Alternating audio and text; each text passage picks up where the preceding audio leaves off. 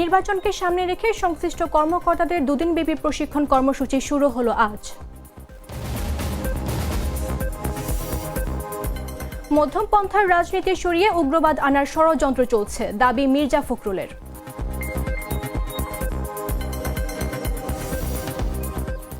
মেহেরপুরে বস্তায় আদা চাষে কৃষকদের ভাগ্যের পরিবর্তন, পতিত জমি এখন সোনার খনি।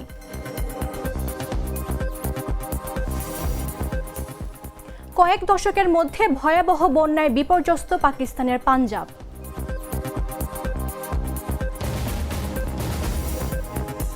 এবং ৩.৫ কোটি টাকায় বিক্রি হলো ব্র্যাডম্যানের ক্যাপ।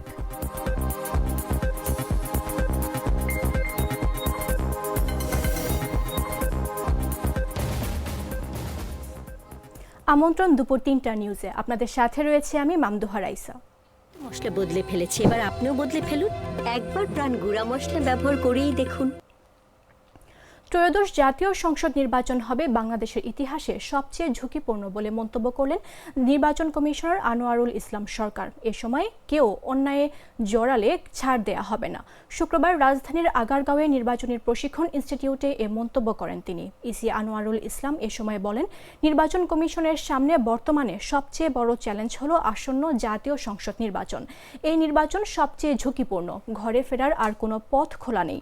সুষ্ঠু নির্বাচন না হলে শুধু নির্বাচন কমিশন নয়, এর দায় নির্বাচনী কর্মকর্তাদেরও বহন করতে হবে। আপনি যদি প্রিজাইডিং অফিসারকে শক্তিশালী করতে পারেন, প্রায় 50,000-এর মতো প্রিজাইডিং অফিসার লাগবে। আমার 50,000 নির্বাচিত প্রিজাইডিং অফিসার যদি আপনি সিলেক্ট করতে পারেন, তাকে যদি সঠিক প্রশিক্ষণ দিতে পারেন, তাকে যদি সাহস যোগাতে পারেন, তাকে যদি এই মেসেজটা দিতে পারেন যে নির্বাচনে কোনো দানাই ফানাই হবে না, এবং এটা দিতে হবে। আজকের নির্বাচন কমিশন এই চ্যালেঞ্জ উতরানোর কোনো বিকল্প নাই। এই নির্বাচন কমিশনকে এবং নির্বাচনের সাথে আপনারা যারা জড়িত আছেন, ভালো নির্বাচন না করে দ্বিতীয় কিন্তু কোনো বিকল্প নেই। ত্রয়োদশ জাতীয় সংসদ নির্বাচনকে সামনে রেখে নির্বাচন কমিশন শুরু করেছে কর্মকর্তাদের প্রশিক্ষণ। রাজধানীর আগারগাঁওয়ে শুক্রবার ইনস্টিটিউট ভবনে উদ্বোধন করেন প্রধান নির্বাচন কমিশনার এএমএম নাসির উদ্দিন। তিনি নির্বাচনের চ্যালেঞ্জ মোকাবেলায় নিরপেক্ষতা, পেশাদারিত্ব ও তথ্য যাচাই নিশ্চিত করার আহ্বান জানান। রাকিব হাসানের রিপোর্টে বিস্তারিত। ত্রয়োদশ জাতীয় সংসদ নির্বাচনকে সামনে রেখে সংশ্লিষ্ট কর্মকর্তাদের প্রশিক্ষণ কর্মসূচি শুরু করেছে নির্বাচন কমিশন। শুক্রবার সকালে রাজধানীর আগারগাঁওয়ে নির্বাচন প্রশিক্ষণ ইনস্টিটিউট ভবনে এই প্রশিক্ষণ কার্যক্রমের উদ্বোধন করেন প্রধান নির্বাচন কমিশনার এএমএম নাসির উদ্দিন। এ সময় প্রধান নির্বাচন কমিশনার বলেন, আইন শৃঙ্খলা পরিস্থিতি, তথ্য অপতথ্যের বিভ্রান্তি ও এআই সহ পুরো নির্বাচন আয়োজনে নানা ধরনের চ্যালেঞ্জ রয়েছে। নির্বাচন কমিশনকে নিরপেক্ষতা নিয়ে দায়িত্ব পালন করতে হবে। পেশাদারিত্ব এবং নিরপেক্ষতা যেন বজায় থাকে সেটি নিশ্চিত করার আহ্বানও জানান তিনি। ট্রেনিং এর যা শিখবেন, নোট নেবেন এবং কারেক্টলি যাতে ডিসিমিনেট করতে পারেন, কমিউনিকেশন যাতে ব্রেকডাউন না হয়, এটা কিন্তু আপনাদেরকে মনে রাখতে হবে। আর our bottom line is, I tell you, our bottom line is, এই কমিশনের বটম লাইন হচ্ছে প্রফেশনালিজম অ্যান্ড নিউট্রালিটি। এইটা আপনারা এমফাসাইজ করবেন যে প্রফেশনালিজম অ্যান্ড নিউট্রালিটি যাতে ইনশিওর হয়, এটা আপনারা এমফাসাইজ করবেন। আর আমি ব্যক্তিগতভাবে বিশ্বাস করি, the education and the training which cannot hit at the morality of the participants, নৈতিকতাকে যেটা এফেক্ট করতে পারে না, সেটা এডুকেশনও না, ট্রেনিংও না। নির্বাচন সুষ্ঠু ও গ্রহণযোগ্য করতে মাঠ পর্যায়ের কর্মকর্তাদের প্রস্তুত করতে মূলত শুরু হয়েছে বিশেষ এই প্রশিক্ষণে অংশ নিয়েছে নির্বাচন সংশ্লিষ্ট কর্মকর্তারা। ধাপে ধাপে দেশের সব অঞ্চলের কর্মকর্তাদের এই প্রশিক্ষণের আওতায় আনা হবে বলে জানায় নির্বাচন কমিশন। আরও এমন চ্যালেঞ্জ আমাদেরকে মোকাবেলা করতে হবে যেটা এখনো আমরা জানি না। We may have to face even newer challenges which we are not prepared to address right now. প্রত্যন্ত অঞ্চল নিয়ে যেতে হবে। এটা মেসেজটা কিন্তু গ্রামে গঞ্জে, এটা ইভেন চর এলাকায়, পাহাড়ি এলাকায়, সব জায়গায় নিয়ে যেতে হবে। এটা যারা ট্রেনিং দিবেন তারা এটা একটু বাড়তি হিসাবে এই দায়িত্বটা পালন করবেন। ট্রেনিংয়ের প্রত্যেকটাকে সিরিয়াসলি নেবেন, জাস্ট নট ক্যাজুয়ালি, এটাকে সিরিয়াসলি নেবেন। It is something very serious. আপনার এই ট্রেনিংয়ের উপরে কিন্তু আমাদের সাকসেস বা ফেলিয়ার নির্ভর করতেছে। মোট ৮০ জন প্রশিক্ষণার্থী 2 দিন এই আয়োজনে অংশ নেবেন। প্রথম দিনে অংশ নেবে 40 এবং দ্বিতীয় দিনে বাকি 40 জন প্রশিক্ষণে অংশ নেবেন। জাগো নিউজ, ঢাকা।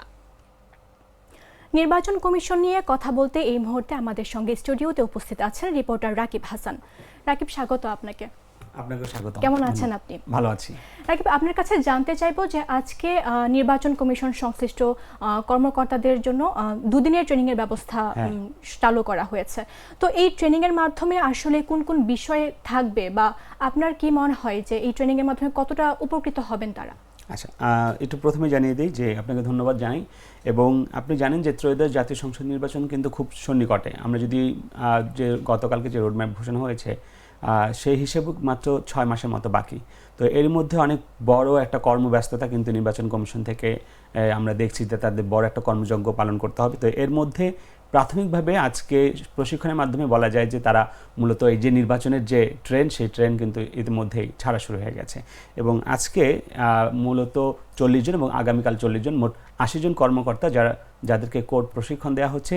এবং এই কর্মকর্তারা গিয়ে জেলা পর্যায়ে আবার প্রশিক্ষণ দেবেন। অর্থাৎ পুরো নির্বাচন পরিচালনা করার জন্য যে সক্ষমতা যে দরকার একজন নির্বাচন কর্মকর্তার, সেটির জন্য কিন্তু আজকে শুভ সূচনা উদ্বোধন করা হচ্ছে। এবং আমরা একটু জানিয়ে দিই যে আপনি জানেন যে ইতিমধ্যেই এআই নিয়ে একটি কথা হচ্ছে, যে এআই অপতথ্য ছড়ানো এবং নির্বাচনে আইন শৃঙ্খলা পরিস্থিতি ঠিক রাখা, বিভিন্ন রকমের এবং আরপিও সংশোধন হচ্ছে, বিভিন্ন আইন নতুন নতুন যুক্ত হচ্ছে, সেসব আইন সম্পর্কে অবগত করার উদ্দেশ্যেই মূলত এই প্রশিক্ষণের ব্যবস্থা করা হয়েছে, যেটি কিনা পুরো মাঠ পর্যায়ে ছড়িয়ে দিতেই আজকে সূচনা হয়েছে। এবং পরবর্তীতে ধাপে ধাপে আরও যারা কর্মকর্তা যারা রয়েছেন তাদেরও প্রশিক্ষণ দেওয়া হবে বলে আমরা এখন পর্যন্ত জানতে পেরেছি। আচ্ছা, ইসি মোহাম্মদ আনোয়ারুল ইসলাম সরকার যেমনটি বলেছেন যে এবারে নির্বাচন সবচেয়ে ঝুঁকিপূর্ণ নির্বাচন হতে যাচ্ছে। মানে আপনার কি মনে হয় আসলে কি এটা, মানে তিনি কেন এমনটি বলেন বা আসলে কি নির্বাচন ঝুঁকিপূর্ণ হতে যাচ্ছে কিনা? আসলে আপনাকে জানাই সেটা হচ্ছে যে আপনি জানেন যে বিগত দিনের যে নির্বাচনগুলো হয়েছে, আমিডামি নির্বাচন কিংবা রাতের ভোট, আমরা দেখেছি যে 2014-18 যে নির্বাচন বিতর্কিত নির্বাচন ছিল এবং এই নির্বাচন নিয়ে নানা রকমের প্রশ্ন কিন্তু জনমনে রয়েছে। তো এবারের নির্বাচন আপনি জানেন যে অন্তর্বর্তীকালীন সরকারের যে প্রধান উপদেষ্টা রয়েছেন তিনিও কিন্তু বলেছেন যে এই নির্বাচনকে সুষ্ঠু এবং গ্রহণযোগ্য করতে সকল ধরনের প্রস্তুতি তারা নিয়েছেন কিংবা নেবেন। পাশাপাশি একটি বড় রাজনৈতিক দলের প্রধান জনাব তারেক জিয়া তিনিও কিন্তু বলেছেন যে এবারে নির্বাচন কিন্তু কঠিন হবে। তো আসলে সামগ্রিক দিক বিবেচনা করে আপনি জানেন যে বিএনপির মতো রাজনৈতিক দল এবং জামাতের মতো রাজনৈতিক দল কিন্তু এবার নির্বাচনে অংশগ্রহণ করবে, যারা কিনা অতীতের নির্বাচনগুলোতে অংশগ্রহণ করতে পারেনি। পাশাপাশি যে সাবেক যে সরকার রয়েছে আওয়ামী সরকার, তারাও কিন্তু এই নির্বাচন নিয়ে নানা রকমের প্রশ্ন তুলছেন। তো সব মিলিয়ে বলা যায় যে মাঠে এক ধরনের আশঙ্কা, নির্বাচন হবে কি হবে না, হলে সেটা কেমন হতে পারে, এবং সার্বিক বর্তমান যে আইনশৃঙ্খলা পরিস্থিতি রয়েছে সেটি নিয়েও মানুষের মধ্যে এক ধরনের শঙ্কা রয়েছে। তো সব মিলিয়ে আমরা যেটি দেখেছি যে বিগত নির্বাচনগুলোতে যে প্রশ্নবিদ্ধ হয়েছে নির্বাচন কর্মকর্তারা, এবং আপনি জানেন যে কিছুদিন আগে সাবেক প্রধান নির্বাচন কমিশনার নুরুল হুদা, তাকে কিন্তু এক ধরনের ইনসাল্টিং করা হয়েছে তার অতীত নির্বাচনের কর্মকাণ্ডের ফলে। তো আজকে কিন্তু সেই একই জিনিস তারা মনে করিয়ে দিয়েছে কর্মকর্তাদের যে অতীতের মতো যদি নির্বাচন হয় সেই ক্ষেত্রে কিন্তু এর দায় নির্বাচন কমিশনকে নিতে হবে এবং নির্বাচনে যারা কার্যক্রমে যারা যুক্ত থাকবেন তাদের প্রত্যেকেই নিতে হবে। সুতরাং অতীতের যে নির্বাচন সেই নির্বাচন যেন না হয়, এর জন্যই মূলত এই জায়গাতে তিনি বলেছেন যে আগামী নির্বাচনটা খুবই গুরুত্বপূর্ণ এবং খুবই জটিল হতে পারে। তার যে ভাষ্যমতে তিনি এই সংখ্যা থেকে মূলত বলতে পারেন। তবে পাশাপাশি এটিও তিনি বলেছেন যে আগামী নির্বাচন সুষ্ঠু করতে প্রশাসনের পক্ষ থেকে, নির্বাচন কমিশনের পক্ষ থেকে যে ব্যবস্থা নেওয়া দরকার সব ব্যবস্থাই তারা ইতিমধ্যেই নিয়েছেন এবং তারা আগামীতেও নেবেন, এটি জানিয়েছেন আমাদেরকে। আচ্ছা, এই পর্যায়ে যদি জানতে চাই যে গতকাল কমিশন নির্বাচনে যে রোডম্যাপটি দেওয়া হয়েছে, এই রোডম্যাপটি আসলে আসন্ন নির্বাচনের জন্য কতটুকু গুরুত্ব বহন করছে, বা এই রোডম্যাপটিতে কোন কোন ধাপ বা কি প্রস্তুতি আসলে আছে? আচ্ছা, রোডম্যাপ নিয়ে কিন্তু আমরা দীর্ঘদিন ধরেই নির্বাচন কমিশন থেকে রোডম্যাপের ব্যাপারে মানুষের মধ্যে এক ধরনের আগ্রহ ছিল, সংবাদকর্মীদের মধ্যে এক ধরনের আগ্রহ ছিল যে কবে নির্বাচন হবে, এবং রাজনৈতিক দলগুলো কিন্তু নির্বাচন কমিশনের উপরে ওর দিকে কিন্তু তাকিয়েছিল যে কবে রোডম্যাপ ঘোষণা করা হবে। তো গতকালকে যেটি আমরা দেখলাম যে সিনিয়র সচিব আখতার আহমেদ তিনি একটি কর্মপরিকল্পনা ঘোষণা করেছেন, এবং এই কর্মপরিকল্পনা বা রোডম্যাপ যাই বলি না কেন, এটি ঘোষণা করার পর আমরা যেটি দেখলাম যে রাজনৈতিক দলগুলোর মধ্যে এক ধরনের মিশ্র প্রতিক্রিয়া আমরা দেখেছি। আমরা একদিকে যেমন বিএনপিকে দেখেছি এই রোডম্যাপকে স্বাগত জানিয়েছে, অন্যদিকে আমরা জামায়াতে ইসলাম এবং এনসিপি সহ বেশ কয়েকটি রাজনৈতিক দলকে কিন্তু আমরা দেখেছি যে এই রোডম্যাপে তারা সন্তুষ্টি প্রকাশ করেনি। আর আমরা যদি বলি যে রোডম্যাপে আসলে তেমন ঘোষিত কোনো তারিখ নির্ধারণ না করায় এক ধরনের কিন্তু আমরা যদি বলি ধোঁয়াশা বা মানুষের মধ্যে এক ধরনের এখনও আশঙ্কা যে তারিখ ঘোষণা কেন করা হয়নি। এখানে যেটি করা হয়েছে যে ঈদের আগে নির্বাচন, অর্থাৎ ফেব্রুয়ারি, আর তার 60 দিন আগে হচ্ছে তফসিল ঘোষণা। আপনি জানেন যে সাধারণত রোডম্যাপ বলতে আমরা যেটি বুঝি যে 1 তারিখে নির্বাচন অথবা 10 তারিখে নির্বাচনের একটা নির্দিষ্ট তারিখ উল্লেখ করা হয়, এখানে সেটি বলা হয়নি। তবে যেটি বলা হয়েছে ঈদের আগে প্রধান উপদেষ্টার যে নির্দেশ, সেই নির্দেশ মোতাবেক ঈদের আগেই নির্বাচন করার জন্য যেসব প্রস্তুতি, সেসব প্রস্তুতি তারা সম্পন্ন করার জন্য কাজ করে যাচ্ছেন। পাশাপাশি তারা 24টি ধাপে তাদের যে কার্যক্রম রয়েছে, এর মধ্যে আপনি জানেন যে সীমানা পুনর্নির্ধারণ নিয়ে গত কয়েকদিন ধরেই নির্বাচন কমিশনে কিন্তু আলোচনা হচ্ছে। রাজধানী সহ দেশের প্রায় অনেকগুলো সীমানা, কিছু জায়গায় ভোটারদের যে আনুপাতিক হার, সেই হারে কিন্তু কোথাও সীমানা কমানো হয়েছে, আবার কোথাও সীমানা বাড়ানো হয়েছে। তো এই যে আসন বিন্যাস, এই আসন সীমানা পুনর্বিন্যাস করা, তারপর নতুন যে রাজনৈতিক দলগুলো এসেছে সেসব রাজনৈতিক দলের নিবন্ধন, পাশাপাশি যে ভোটের যে সরঞ্জামাদি যেসব দরকার একটা ভোট গ্রহণ করতে গেলে, সেসব ভোট গ্রহণের জন্য যেসব প্রস্তুতি, সেগুলো নেওয়া।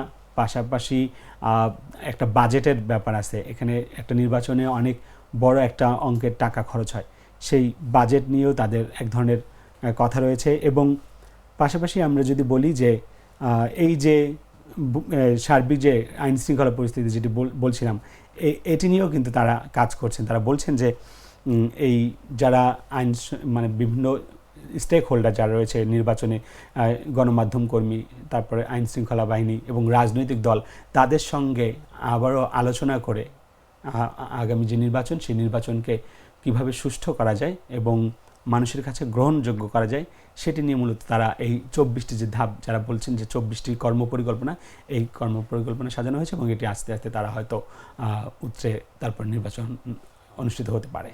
আচ্ছা, আমরাও আশাবাদী যেন আসন্ন ত্রয়োদশ জাতীয় নির্বাচন যেন সুষ্ঠুভাবেই সম্পন্ন হয়। ধন্যবাদ আপনাকে আমাদের আলোচনায় যুক্ত থাকার জন্য। দর্শক, কথা বলছিলাম জাগো নিউজের রিপোর্টার রাকিব হাসানের সঙ্গে। এবার যাচ্ছি অন্যান্য সংবাদে। বাজারে গেল কয়েক সপ্তাহ ধরেই সবজির দাম বেশ চড়া। এর মধ্যে বেড়েছে মুরগি, ডিম ও পেঁয়াজের দাম। নতুন করে ঊর্ধ্বগতি দেখা দিয়েছে মুদি পণ্যের দামে। 1 সপ্তাহের ব্যবধানে দাম বেড়েছে মসুর ডাল ও আটা ময়দার। বাজার সংশ্লিষ্টরা জানিয়েছেন আগামী কয়েকদিনের মধ্যে ভোক্তা পর্যায়ে আলুর দামও বাড়তে পারে। শুক্রবার রাজধানীর কয়েকটি পাইকারি ও খুচরা বাজার ঘুরে এমন চিত্র দেখা যায়। বাজারে 3-4 দিন আগেও প্যাকেটজাত 1 কেজি আটা কোম্পানি ভেদে 50 থেকে 55 টাকায় বিক্রি হতো, এখন দাম বেড়ে হয়েছে 55 থেকে 60 টাকা।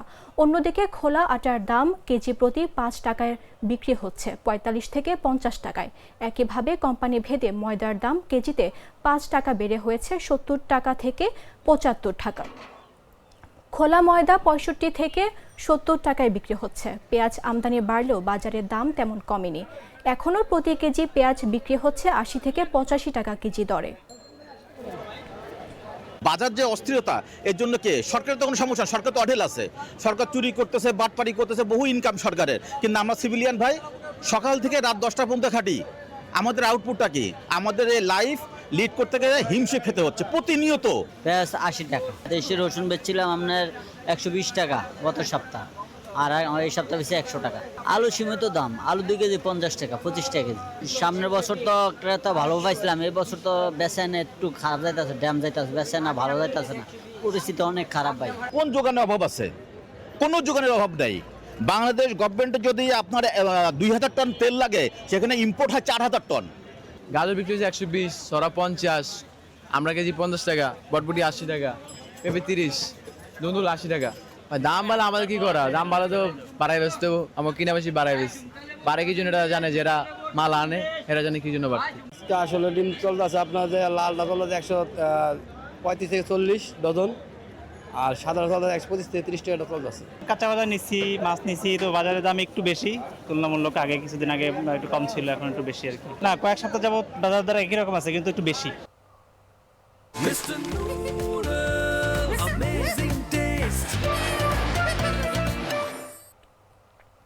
রাজধানীর শাহবাগ থানার সন্ত্রাস বিরোধী আইনের মামলায় সাবেক বস্ত্র ও পাট মন্ত্রী আব্দুল লতিফ সিদ্দিকী সহ 16 জনের জামিন আবেদন নামঞ্জুর করে কারাগারে পাঠানোর আদেশ দিয়েছেন আদালত।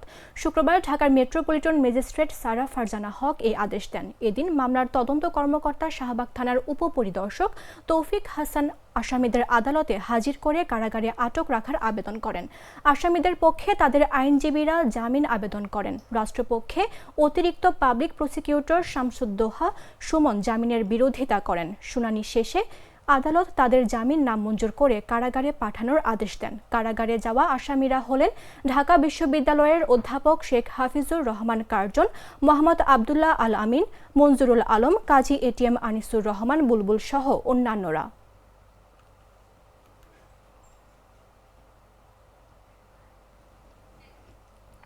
মেহেরপুরে পতিত জমি ও বাড়ির আঙিনায় বস্তা পদ্ধতিতে আদা চাষ করে লাভবান হচ্ছেন কৃষকরা।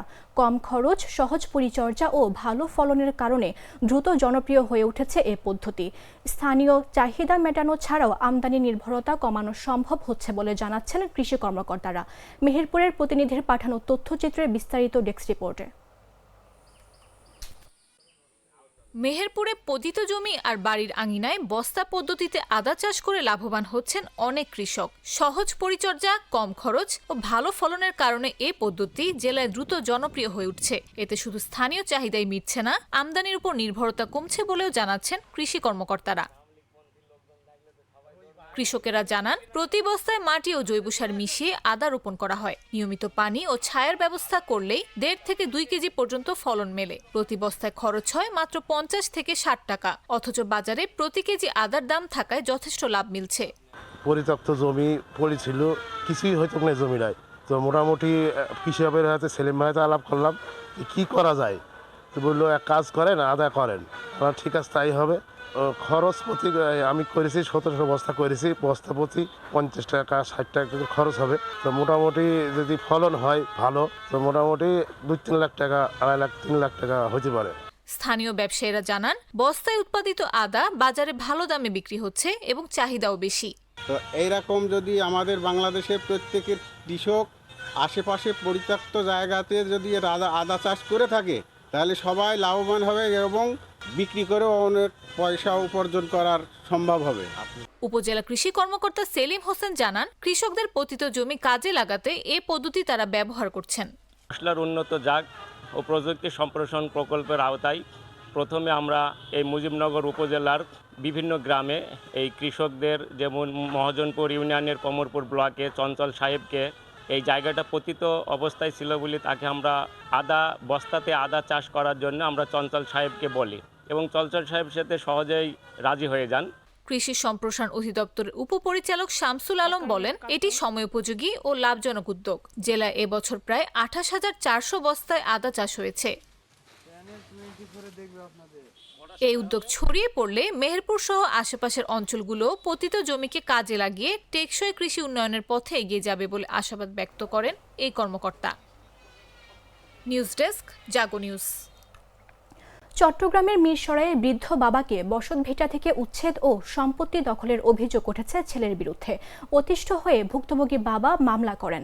আদালত মামলার তদন্তে পুলিশ ব্যুরো অব ইনভেস্টিগেশন পিবিআইকে নির্দেশ দিয়েছেন। অভিযোগে বলা হয়েছে, ছেলের শারীরিক ও মানসিক নির্যাতনের কারণে বৃদ্ধ বাবা নিরাপত্তাহীনতায় ভুগছেন। প্রতিনিধির পাঠানো তথ্যচিত্রের বিস্তারিত ডেস্ক রিপোর্টে।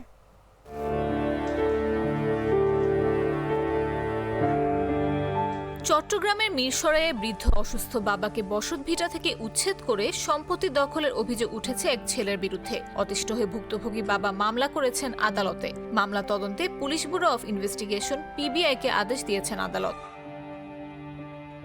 গেল মঙ্গলবার চট্টগ্রাম তৃতীয় জুডিশিয়াল ম্যাজিস্ট্রেট শাহরিয়ার ইকবাল শুনানি শেষে এ আদেশ দেন। অভিযুক্ত সাইনুর ইসলাম চৌধুরী সুফল চট্টগ্রাম ইপিজেডের ইয়ং ওয়ান ফ্যাক্টরিতে কর্মরত।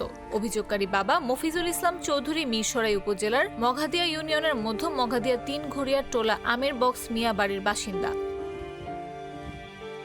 মানবাধিকার আইনজীবী জিয়া হাবিব আহসান বিষয়টি নিশ্চিত করে জানান, বিদেশে কর্মরত অবস্থায় বাদী তার কষ্টার্জিত অর্থ ব্যয় ছেলেকে পোর্ট সিটি বিশ্ববিদ্যালয় থেকে ইঞ্জিনিয়ারিং পড়ানোর সুযোগ করে দেন। তারপর তো ইঞ্জিনিয়ারিং ফার্স্ট করাইছি, তো ইঞ্জিনিয়ারিং ফার্স্ট করাইবার পর তো আর সন্তুষ্ট হয়নি আমার সাথে। আমি তার কিছু করি নাই, 12 বছর টাউনে রাখা হয়েছে, খাবার লওয়া হতে লেখাপড়া পড়াশোনা করাইছি আমি। 2 ছেলে, 1 ছেলে 2 মেয়েকে আমি করাইছি সব কিছু। অভিযোগে বলা হয়, দীর্ঘদিন ধরে আসামি বিভিন্ন বেআইনি দাবিতে বাদীকে শারীরিক ও মানসিকভাবে নির্যাতন করে আসছে। এক পর্যায়ে 2017 সালে নির্যাতনের কারণে বাদী অনিচ্ছা সত্ত্বেও বাজার মূল্য প্রায় 70 লাখ টাকার 24 শতক জমি আসামি নামে রেজিস্ট্রি করে দিতে বাধ্য হন। শুধু তাই নয়, বাদীর কাছ থেকে 5 লাখ টাকা ধার নিয়ে তা আত্মসাৎ করেন। সম্প্রতি ঘরভিটা অভিযুক্তের নামে রেজিস্ট্রি দিতে বলেন, অন্যথায় 20 লাখ টাকা দাবি করে বাদীকে হুমকি দেন অভিযুক্ত। টাকা দিতে অস্বীকৃতি জানালে গেল 4 জুলাই সকালে বাদীর ওপর হামলা চালান ও শ্বাসরোধ করে হত্যার চেষ্টা করে। আশেপাশে লোকজন এগিয়ে এলে প্রাণের রক্ষা পান বাদী। মামলা দিয়েছে ওখান থেকে চলে যাওয়ার জন্য। ও নাকি আপনারা আপনার ভিটা থেকে বসত ভিটা থেকে উচ্ছেদ করে যে চাইতেছে। তো গাছ জোরে অনেক কথা বলে ফেলে বলতে এটা ইয়ে করে না, মারছিল শরীরে আঘাত করছে, এখানে 1 ভাই, এখানে 1 ভাই, এখানে 1 ভাই, 3 ভাই দিয়েছে। তারপর আবার বসে ফেলে গাড়ি লয়ে ইয়া করতে চায়, তখন মামলা করে নেবো। তারাক নামা দিয়েছি, তারাক নামার হলে ওর ইয়া করছি, ত্যায্য করছি, ত্যায্যের পর ও চাই যাচ্ছে না, এখন দিয়েছে মামলা। এজাহারে আরো উল্লেখ করা হয়, আসামি বৃদ্ধ বাবার ভরণ পোষণ না দিয়ে উল্টো নিয়মিত হুমকি দিয়ে আসছে। এতে বাদী বর্তমানে চরম নিরাপত্তাহীনতায় ভুগছেন। নিউজ ডেস্ক, জাগো নিউজ।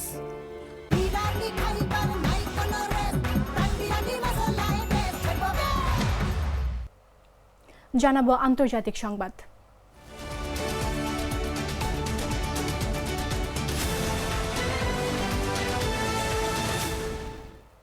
ভয়াবহ বন্যা পরিস্থিতির মধ্যে পাকিস্তানের পাঞ্জাব সরকার বড় উদ্ধার অভিযান শুরু করেছে। প্রদেশ জুড়ে 14 লাখের বেশি মানুষ বন্যায় ক্ষতিগ্রস্ত হয়েছে এবং চেনাব নদীর পানি বিপজ্জনকভাবে বেড়েছে। এই বন্যাকে গত 4 দশকের মধ্যে পাঞ্জাবের সবচেয়ে ভয়াবহ বন্যা হিসেবে বিবেচনা করা হচ্ছে। এর ফলে শত শত গ্রাম ক্ষতিগ্রস্ত হয়েছে এবং গুরুত্বপূর্ণ শস্যক্ষেত তলিয়ে গেছে। পাঞ্জাবের প্রাদেশিক দুর্যোগ ব্যবস্থাপনা কর্তৃপক্ষের মহাপরিচালক ইরফান আলী কাথিয়া বলেছেন, বন্যায় কমপক্ষে 20 জনের মৃত্যু হয়েছে, যাদের বেশিরভাগই পানিতে ডুবে মারা গেছেন। তিনি বলেন, বেশিরভাগ মৃত্যুর ঘটনা গুজরানওয়ালা বিভাগে ঘটেছে এবং উদ্ধার কার্যক্রমে কোনো অবহেলার কারণে কোনো প্রাণহানি হয়নি। তিনি আরও জানান, পাঞ্জাব সরকার প্রতিটি নিহত ব্যক্তির পরিবারকে ক্ষতিপূরণ হিসেবে 10 লাখ রুপি দেবে। পরিস্থিতির ভয়াবহতা তুলে ধরে কাথিয়া বলেন, তারা হেলিকপ্টার ও নৌকা ব্যবহার করে মানুষকে উদ্ধারের জন্য সম্ভাব্য সব ধরনের চেষ্টা করেছেন।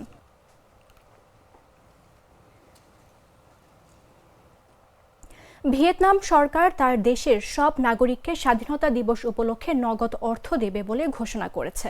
এই উপলক্ষে প্রত্যেক নাগরিককে $3.80 মার্কিন দেওয়া হবে। এতে সরকারের খরচ হতে পারে প্রায় $380 মিলিয়ন মার্কিন। বৃহস্পতিবার রাতে সরকারের এক বিবৃতিতে বলা হয়, এই ধরনের নজিরবিহীন পদক্ষেপ সব মানুষের প্রতি দল ও রাষ্ট্রের গভীর উদ্বেগের প্রদর্শন। বিবৃতিতে আরও বলা হয়, এই অর্থ নাগরিকদের ব্যাংক অ্যাকাউন্টে অথবা নগদ আকারে দেয়া হতে পারে। কেন্দ্রীয় ব্যাংক ও অর্থ মন্ত্রণালয়কে আগামী মঙ্গলবার জাতীয় দিবসের আগেই এই অর্থ প্রদান সম্পন্ন করার নির্দেশ দেওয়া হয়েছে। সরকারি তথ্য অনুযায়ী গত বছর ভিয়েতনামের একজন শ্রমিকের গড় মাসিক বেতন 8.6% বেড়েছে। দক্ষিণ পূর্ব এশিয়ার এই দেশটি তাদের স্বাধীনতার 80তম বার্ষিকী উদযাপন করছে। এরই অংশ হিসেবে রাজধানী হ্যানয়ে আগামী সপ্তাহে স্বাধীনতা দিবসের বৃহত্তম কুচকাওয়াজের আয়োজন করছে। রাষ্ট্রীয় গণমাধ্যমের খবরে বলা হয়েছে, জাতীয় দিবসে হ্যানয় এবং বাণিজ্যিক কেন্দ্র হোচিমিন সিটিতে গণপরিবহন বিনামূল্যে ব্যবহার করা যাবে।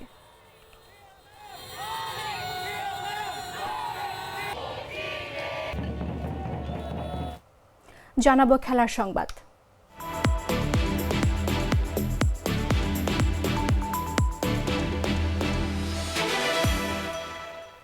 অস্ট্রেলিয়ান কিংবদন্তি ক্রিকেটার ডোনাল্ড ব্র্যাডম্যানের 1946-47 অ্যাশেজ সিরিজে পড়া একটি ক্যাপ $4,38,500 অস্ট্রেলিয়ান ডলারের বিনিময়ে কিনেছে অস্ট্রেলিয়ান ন্যাশনাল মিউজিয়াম, বাংলাদেশি মুদ্রায় যার পরিমাণ প্রায় 3.5 কোটি টাকা। ক্যানবেরার এই জাদুঘর ক্যাপটি সংগ্রহ করলেও অর্ধেক খরচ বহন করেছে ফেডারেল সরকার। ব্র্যাডম্যান এই ব্যাগি গ্রিন ক্যাপটি পরেছিলেন 1946-47 সালের সিরিজে।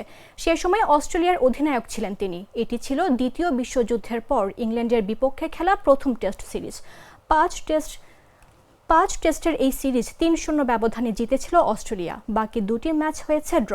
সেবারই প্রথম ইংল্যান্ডের মাটিতে অপরাজিত থাকার রেকর্ড করে অজিরা।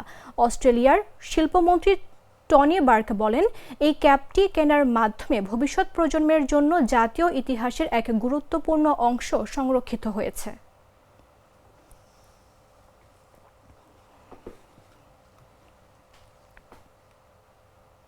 সংবাদ শেষ করার পূর্বে শিরোনামগুলো জানিয়ে দিচ্ছে আরও একবার।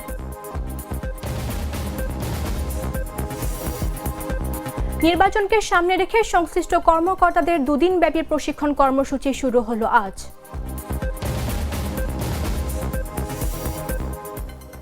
মধ্যম পন্থার রাজনীতি সরিয়ে উগ্রবাদ আনার ষড়যন্ত্র চলছে, দাবি মির্জা ফখরুলের।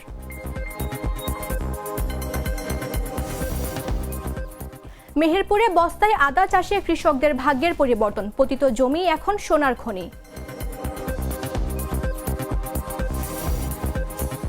কয়েক দশকের মধ্যে ভয়াবহ বন্যায় বিপর্যস্ত পাকিস্তানের পাঞ্জাব।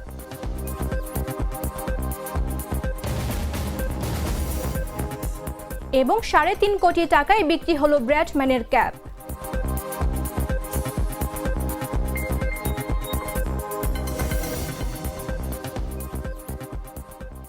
দর্শক, এই ছিল এখনকার মতো। প্রতি মুহূর্তে সর্বশেষ খবর জানতে ভিজিট করুন jagonews24.com। ফলো করুন আমাদের ভেরিফাইড ফেসবুক পেজ এবং সাবস্ক্রাইব করুন জাগো নিউজের ইউটিউব চ্যানেল। ধন্যবাদ সবাইকে।